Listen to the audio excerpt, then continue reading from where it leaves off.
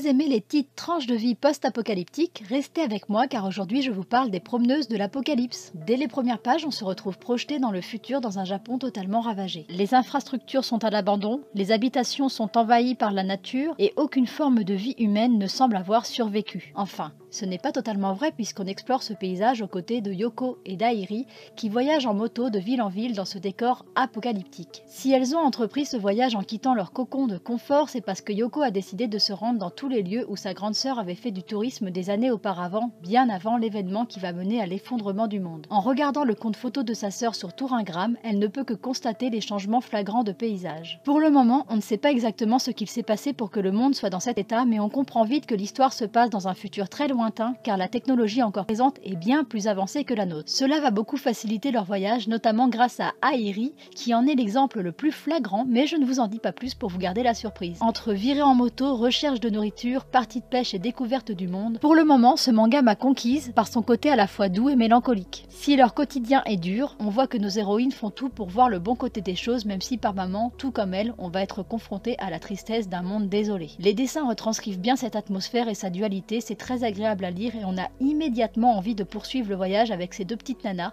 pour en apprendre plus sur elles et sur l'état du monde qui les entoure.